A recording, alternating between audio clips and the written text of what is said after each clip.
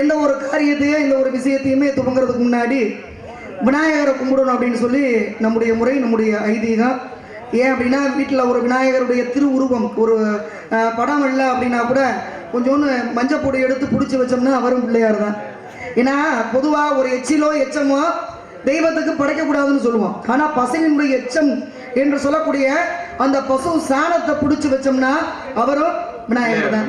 ஆனால் சாணத்தை பிடிச்சி கொஞ்சம் அருகம்புல்ல எடுத்து வச்சோம்னா அவரையும் விநாயகர். பார்த்தீங்கன்னா எல்லா தெய்வங்களுக்குமே கொஞ்சம் அரிதான பூவோ இலையோ தான் சாமிக்கு படைப்போம்.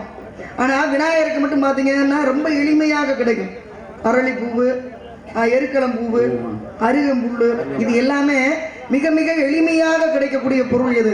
ஏன்னா அவரே எளிமையான தெய்வம். இன்னைக்கு பாருங்க, ஒரு வேப்ப மரத்துக்கு கீழே பிள்ளையார வைக்கிறது கிடையாது, ஒரு முருங்கை மரத்துக்கு கீழே பிள்ளையார வைக்கிறது கிடையாது, ஒரு எலுமிச்சை மரத்துக்கு கீழே பிள்ளையார வைக்கிறது இல்லை, ஒரு மாமரத்துக்கு கீழே பிள்ளையார வைக்கிறோமா இல்லை.